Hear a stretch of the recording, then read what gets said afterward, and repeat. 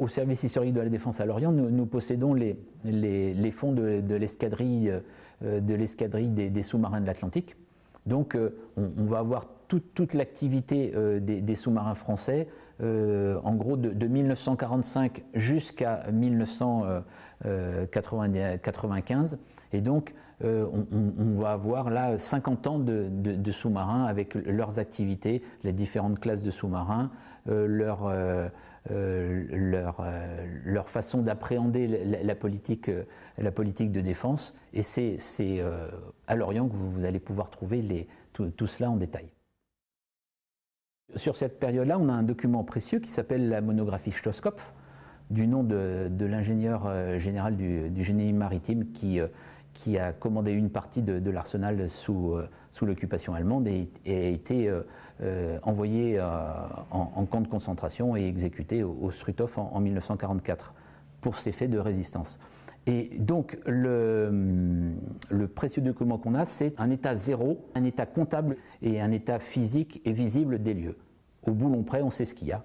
Et tout ça a été consigné. Et on se trouve devant un outil formidable puisqu'on a un état quasiment notarial de ce que la marine française trouve à la fin de 1945. La marine française reprend les installations telles quelles. Et s'approprie, augmente la taille de l'arsenal et s'approprie l'ensemble, bien naturellement, puisque de toute façon, l'Orient est resté port de guerre.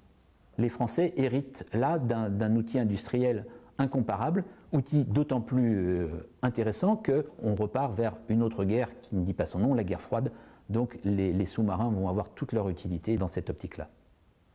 Tout le monde se rappelle du discours de Churchill dans les quelques mois postérieurs à la fin de la guerre, parlant de ce rideau de fer qui commence à se dresser à l'Est. Bien, la marine française, on a pris forcément la mesure. Elle se dit qu'elle a là un outil qui est fort utile et qui sera fort apprécié pour commencer à s'aventurer un petit peu au-delà de l'horizon.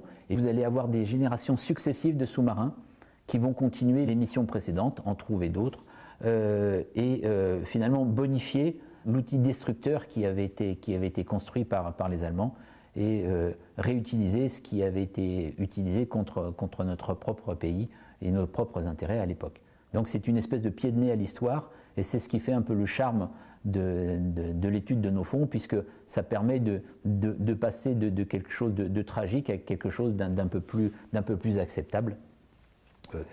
70 ans après la fin de la guerre.